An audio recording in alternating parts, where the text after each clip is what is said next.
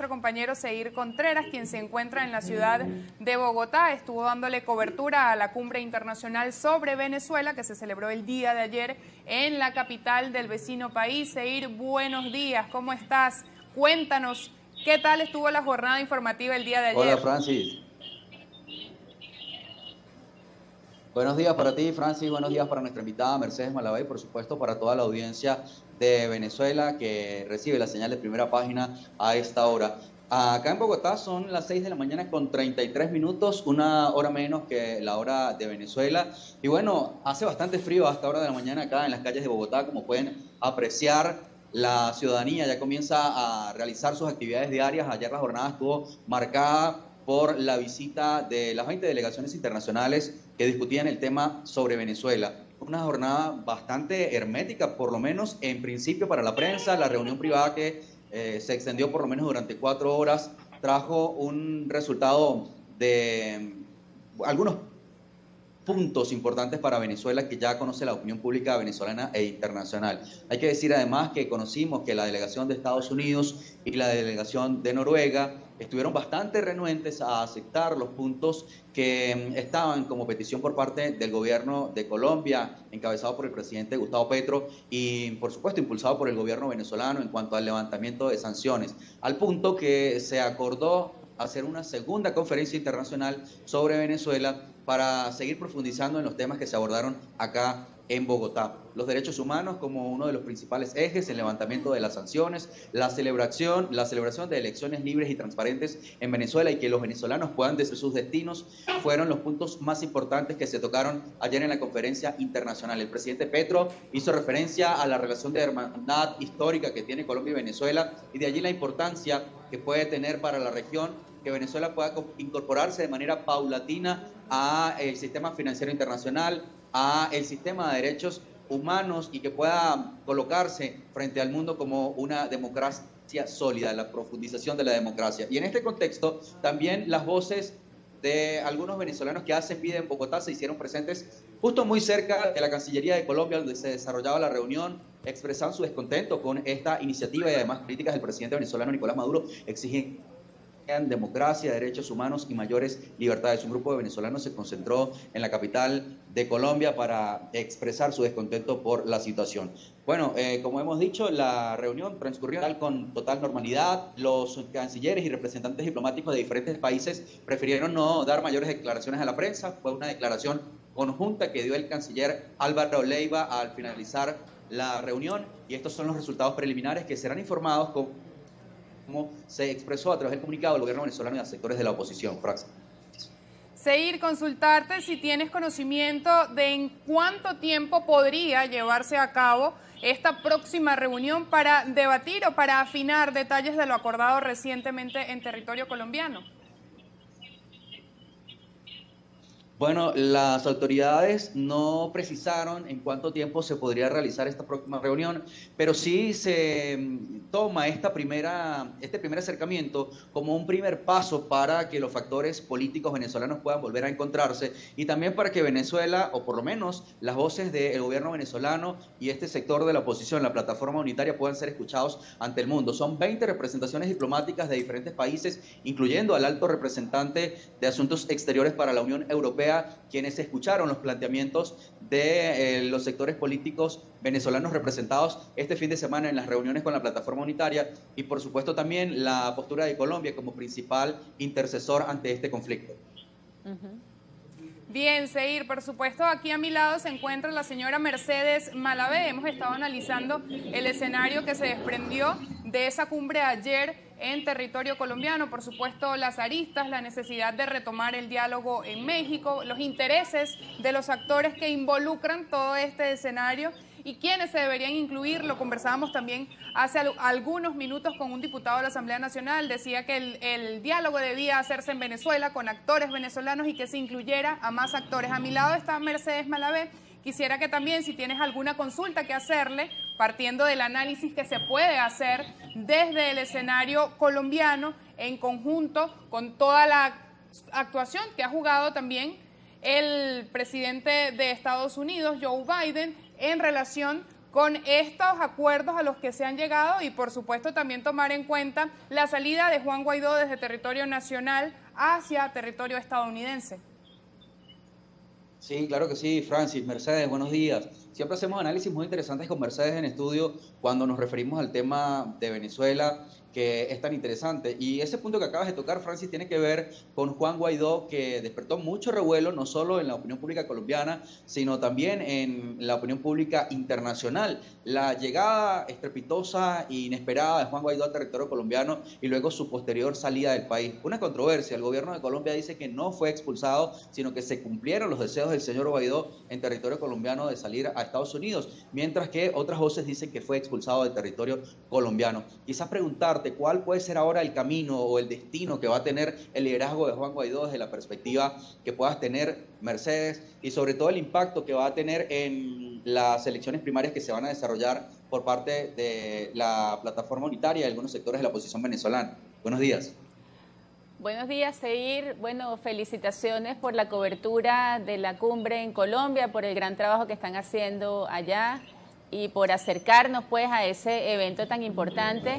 Le decía a Francis que yo creo que con los episodios de Guaidó ayer se pone fin a una estrategia que no dio resultado y que desde diciembre hemos visto movimientos alrededor de poner fin a esa estrategia. Creo que uno de los principales actores que ha decidido pues pasar a otra etapa es precisamente Estados Unidos. Y bueno, yo creo que, o poco cordial, bueno, mira, yo pienso que lamentablemente esa estrategia no dio resultado, creó mucho descontento, ha creado también muchos problemas económicos, de rendición de cuentas, problemas de soberanía, importantes problemas de soberanía, problemas en las relaciones entre Colombia y Venezuela. Y es lógico que todo ese plan pues haya dejado heridas de un lado y de otro y bueno, y que las cosas terminan resolviéndose pues de una manera poco cordial, vamos a decir. Sin embargo, más allá de las faltas de cordialidad o de las confusiones que haya, pienso que lo más importante es que él ya está en Estados Unidos y que tanto él como su familia pues tienen la seguridad garantizada, cosa que ojalá tengan todos los presos políticos en Venezuela, todos los perseguidos por razones políticas o por cualquier otro motivo en Venezuela, todos los que han sido vulnerados gravemente en sus derechos humanos. Queremos que no haya presos políticos, que no haya perseguidos, que no haya inhabilitados y que todos tengan un destino seguro en sus vidas, en sus familias y en sus equipos de trabajo. Creo que eso es lo más importante a resaltar de lo que ha ocurrido en estos días, ¿no? Mercedes, consultarte también acerca de cuál es tu opinión sobre las exigencias más recientes del gobierno venezolano, algunas de ellas que podrían parecer inviables, por ejemplo, que se levante una investigación en la Corte Penal Internacional donde se investigan crímenes de lesa humanidad que según el derecho internacional público no prescriben. Son quizá algunas exigencias que no pueden ser cumplidas por los organismos internacionales o por la comunidad internacional para dar paso a la retoma del diálogo. ¿Son imposibles estas exigencias o son viables? ¿Cómo lo ves? Sí, tengo la impresión de que el gobierno de Venezuela siempre añade una nueva exigencia, ¿no? Cuando ve que el diálogo se está retomando, cuando ve que el diálogo está agarrando fuerza, cuando ve que la presión positiva, pues que es la verdadera presión, la que verdaderamente cambia las cosas, se está organizando nuevamente, esta vez por impulso de un presidente de izquierda, como es Gustavo Petro, y un presidente de un país vecino, hermano, como lo es Colombia, pues entonces ellos aumentan los niveles de exigencia, ¿no? Y piden cosas así como que se levante, se engavete, se archive la investigación de la Corte Penal, cosa que yo veo imposible, ¿no? En Venezuela tenemos que transitar un camino de democratización, de verdadera justicia, de verdadera reparación de las víctimas, que son muchas y son de muchos colores, ¿verdad?, por todos estos años que han pasado. Y para eso, pues, el diálogo político, el diálogo constructivo, la presión constructiva internacional es necesaria, ¿no?